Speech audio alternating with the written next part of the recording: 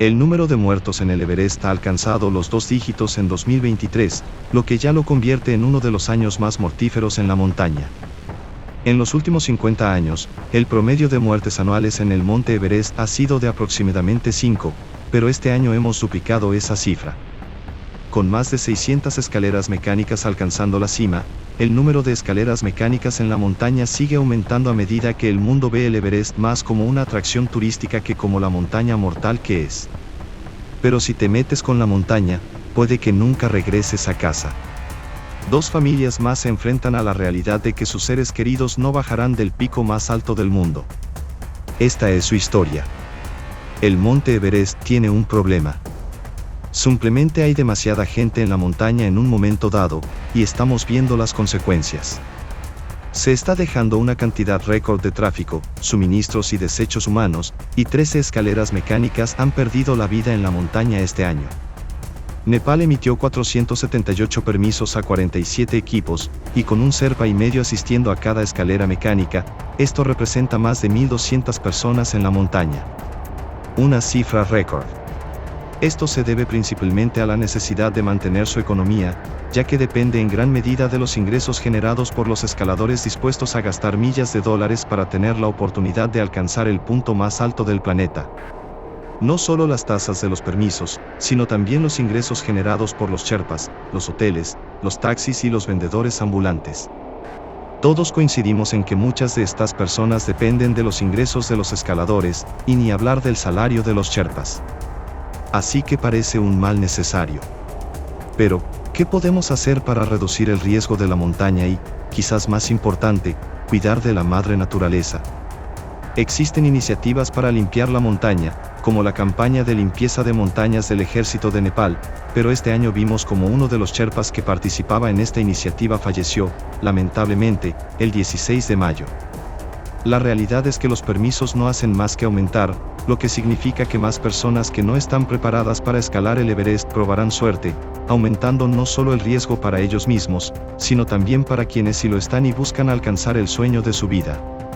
El Dr. Peter Svart era un anestesiólogo canadiense dispuesto a cumplir su meta de alcanzar el punto más alto del mundo. Peter, originario de Sudáfrica, comenzó a escalar a los 9 años y desde entonces creció con el deseo de conquistar el Everest. Si bien Peter desarrolló su pasión por la escalada desde pequeño, esta quedó relegada a un segundo plano frente a su carrera y su familia.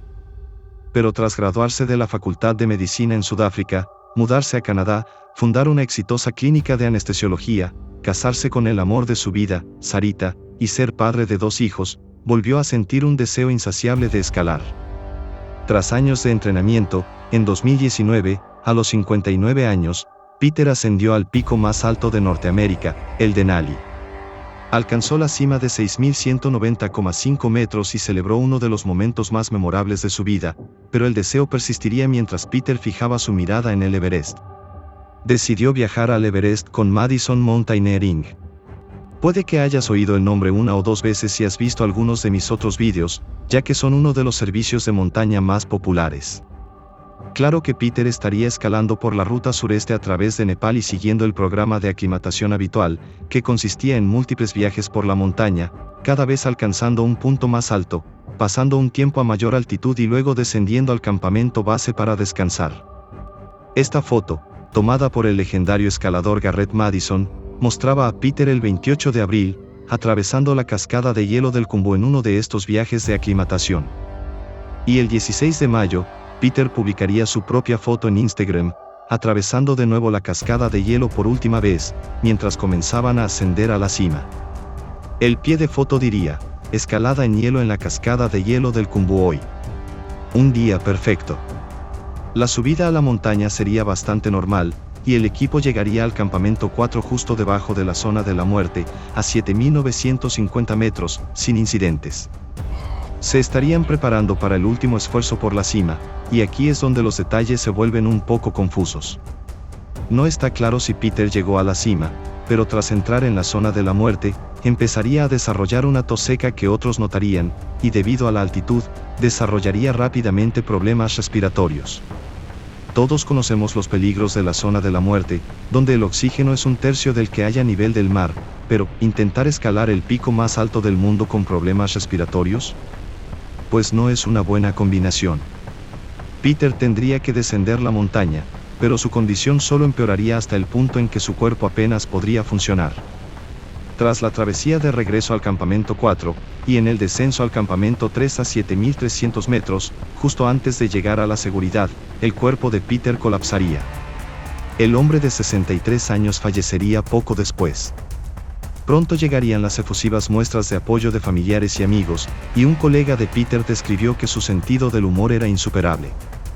Reír siempre formaba parte del encuentro, y siempre nos despedíamos sonriendo. Era un amigo de confianza para muchos.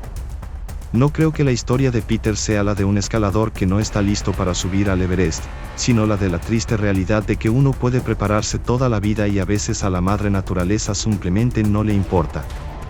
Pero Peter moriría persiguiendo un sueño, y hay caminos mucho peores. La historia de Jason Kennison para llegar al Everest fue muy diferente a la de Peter. De hecho, ni siquiera se suponía que llegaría al Everest, pero el hombre de 40 años quería escalar la cima más alta del mundo con fines benéficos tras un desastre en 2006. Jason se vio involucrado en un grave accidente de camión que le dejó una pierna rota, los hombros dañados y, tras una operación de rutina, sufrió daños en la médula espinal. Esto lo dejó en silla de ruedas. Los médicos le dijeron que tal vez nunca volviera a caminar, pero Jason comenzaría la rehabilitación de inmediato y, en cuestión de meses, su condición mejoraría significativamente. Tendría que volver a aprender a caminar, y eso fue exactamente lo que hizo. Un año después de su lesión, regresó a trabajar en las minas, pero tardaría años en recuperarse por completo y nunca volvería a ser el mismo mentalmente. Bueno, creo que Jason podría describirlo mejor. Mirando hacia atrás, me costó mucha confianza, mi autoestima, creo que cada lesión que sufrí, y eso realmente me afectó, supongo, me hizo sentir un poco más inseguro. Quería escalar el Everest no solo porque era un sueño suyo, sino para demostrar que podía y para concienciar sobre las lesiones de médula espinal. Nunca debería haber llegado a la montaña, pero el hecho de que lo hiciera fue un logro en sí mismo. En 2023, iré a Nepal para ver y estar en el monte Everest, muy lejos de haber luchado contra lesiones traumáticas y los días bajos y oscuros de la depresión. Una hazaña ambiciosa que nunca hubiera soñado ni imaginado posible después de que me dijeran que no podría caminar. Voy a aprovechar al máximo mi vida, y parte de ello implica ayudar a otras personas cuya vida cambió en un instante debido a una lesión de médula espinal. No deberían ser olvidadas. Deberían recibir ayuda. Jason escalaría con Asian Trekking y se había preparado instalando una escalera en su patio trasero para acostumbrarse a subir los peldaños. También viajaría a Nueva Zelanda antes de la expedición para practicar escalada en roca y escalada de altura. Al igual que en nuestra primera historia, Jason no tendría problemas para aclimatarse y, a finales de mayo, se predijo una ventana despejada para que el grupo finalmente se preparara para el ascenso a la cima. Tras atravesar la cascada de hielo del Khumbu y ascender la montaña hasta los distintos campamentos, Jason se sentía bien. Su cuerpo estaba fuerte gracias a todo el entrenamiento y la preparación. Este video de Jason lo muestra justo encima del campo 2, ascendiendo la montaña. Llegarían al campo 4, justo debajo de la zona de la muerte, el 18 de mayo y, como la mayoría de los escaladores, descansarían un poco antes de dar el último paso de madrugada. Jason llegaría al techo del mundo el 19 de mayo, demostrando una vez más su agallas y determinación, además de ser una inspiración para muchos.